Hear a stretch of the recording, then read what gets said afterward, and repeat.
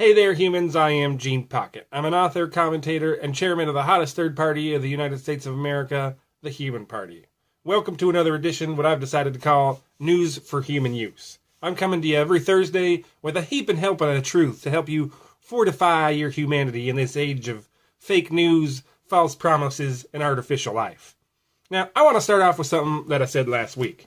I took a little pot shot at Hillary Clinton's book. Now, I haven't said much since the election, but I also haven't been sulking in the forests of upstate New York or profiting off my loss by hawking an insipid political memoir. Now, I'm going to be totally honest with you. When I said that last week, I hadn't even actually read the book. When it came out earlier in the year, I watched every interview. I watched every news story about it. I had my intern printing off tweets from reporters about it. But even though I want to know what my opponent had to say about the race, I can't afford to give that grandma $30. I mean, all my money's tied up in the Human Party, and she's got enough money from giving speeches anyway. What's going on with the price of books anyway? I mean, $30, you can take the wife on a fancy date with that kind of scratch. It's like all of a sudden they realized how precious physical media is. But you know I've been saying that all along. You can watch a VHS tape even if you're out of data. A vinyl record ain't gonna freeze up on you. A DVD ain't going to have its speed throttled. A magazine isn't going to tell all your friends what you just did while you were looking at it. And a book won't be tracking which words your eyes linger on so it can sell that information to advertisers. But I digress. I got Mother Clinton's book off the stack at the used bookstore, and I got to tell you, I was blown away. All these edutainers I'd been trusting to report the bombshells didn't even mention the most amazing part of the book. Probably the most amazing part of this whole fiasco going all the way back to 2015. Now, if you got a copy at home for some reason, flip to page 240. We need to be thinking outside the box because the challenges we face are only getting bigger and more complex. Climate change is one example. Another is the long-term effects of automation and artificial intelligence, both on employment and national security. Bear with me here because I have a lot to say about this. Over the past few years, I've had a series of alarming conversations with leading technologists in Silicon Valley who warn that this could be the first great technological revolution that ends up displacing more jobs than it creates.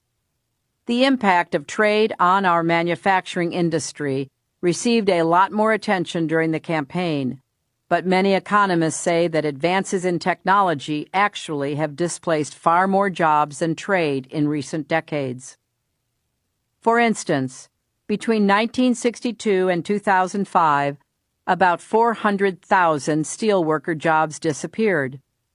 Competition from steel made in China and other countries was part of the problem.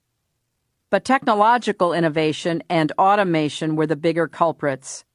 They allowed manufacturers to produce the same amount of steel with fewer and fewer workers at lower costs.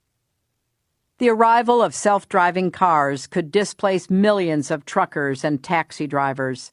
Some economists estimate that automation could put a third of all American men aged 25 to 54 out of work by 2050.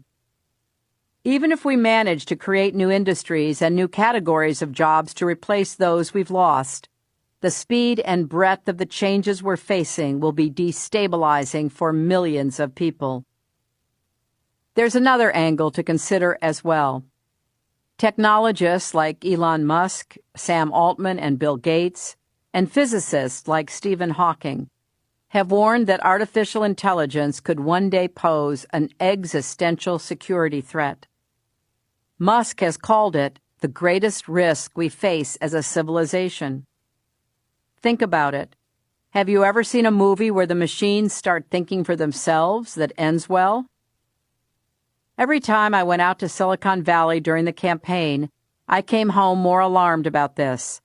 My staff lived in fear that I'd start talking about the rise of the robots in some Iowa town hall. Maybe I should have.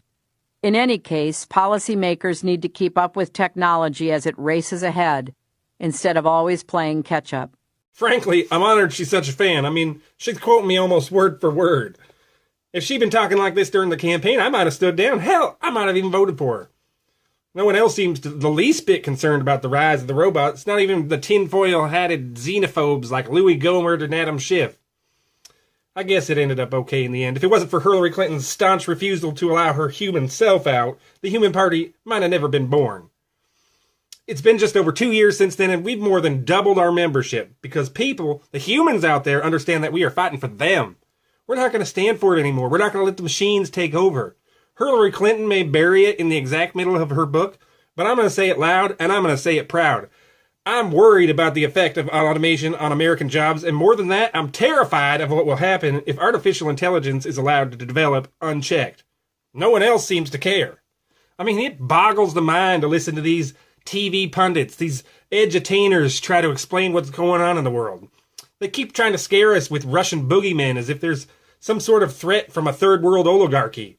I mean, we subjugated Texas. I think we can handle a handful of malnourished, vodka-soaked jackass rejects. Besides, worrying about Russia right now is like worrying about immigrants. Bots controlled the election, and these edutainers are telling you it was Russia.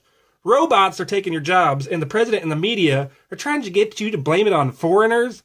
Blame it on the bot. Blame it on the dang robot that stole your job and wrecked the union. Blame it on Ada, the artificial intelligence that ran the Hillary Clinton campaign into the underwhelming world of book signings attended by the virginal devoted. But I want to take a moment tonight and talk about what we're really up against. People always act like they're waiting for the punchline when I tell them that the biggest threat we face as a species is artificial intelligence and the rise of the machines. It's not a joke. It's a cold truth that is so terrifying that even the head of one of America's most beloved crime families is scared to speak her fears in front of a camera.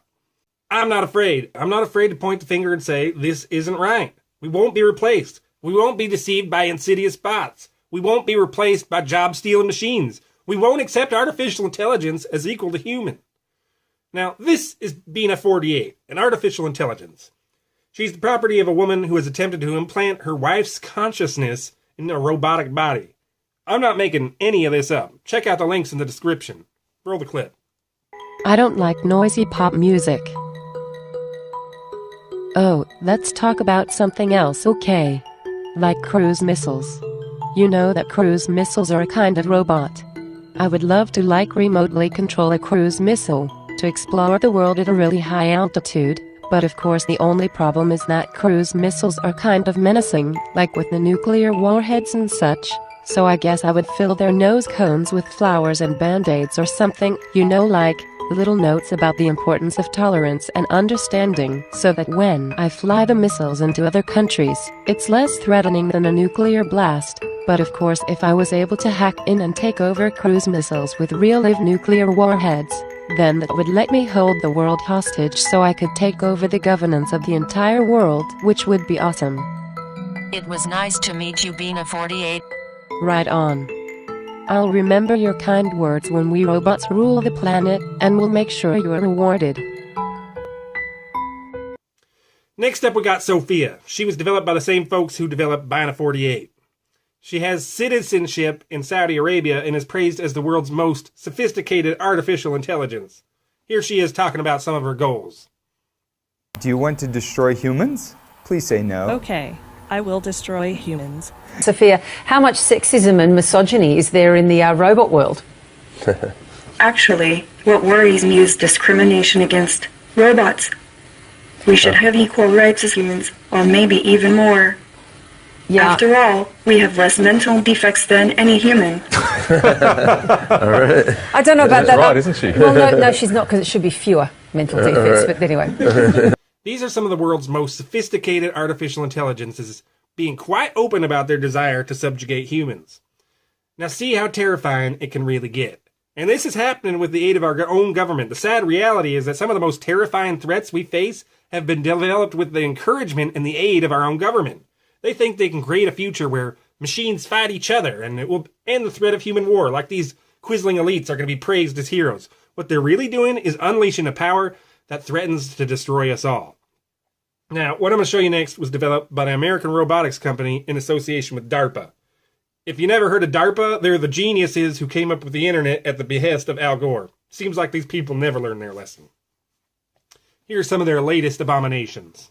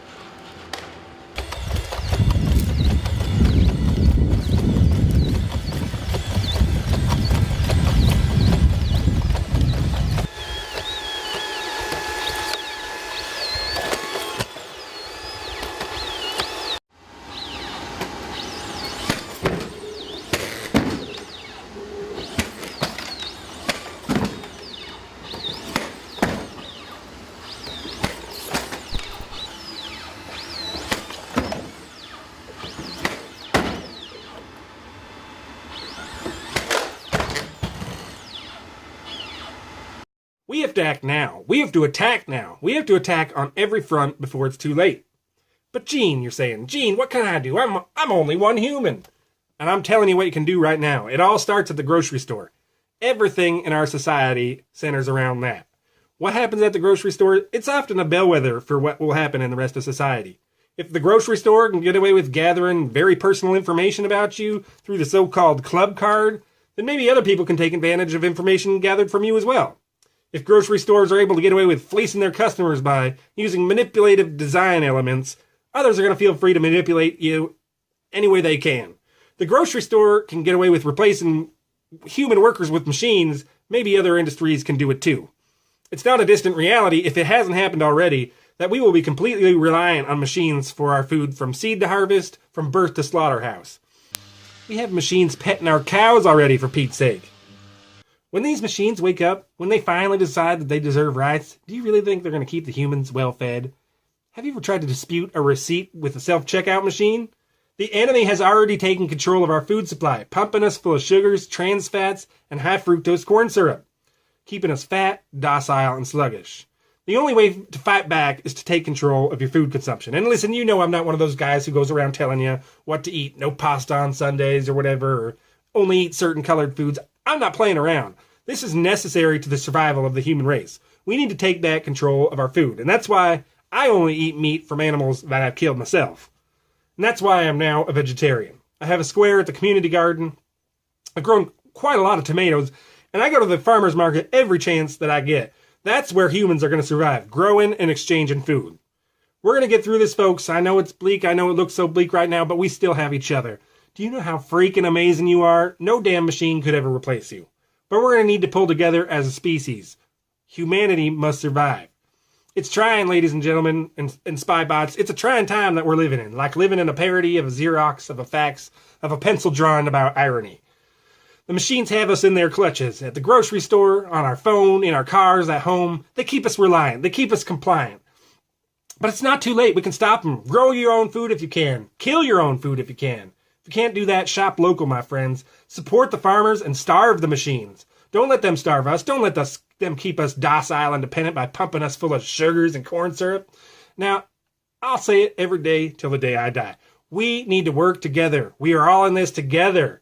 All of us, even those edutainers, even Antifa and police and fans of musical theater, people on Facebook, people who like Zack Snyder movies, drug enthusiasts, Catholic priests, Burning Man attendees, the Westboro Baptist Church, juggalos, hillbots and Bernie bros, everybody. The real enemy is the machines. The machines, the bots, and most of all, the artificial intelligences. We have way more in common with each other than we're ever going to have with automated humanoids. I want to thank you for watching, and I will be back next week with more news for human use. In the meantime, visit genepocket.org, that's genepocket.org, for more information and the link to our Patreon page. Hit subscribe and be sure to tell them you want those notifications. You can't trust these algorithms to tell you the truth. Till next week, I wish good things for you, good things for the United States of America, and all the best for the human race. Thanks, and have a great week.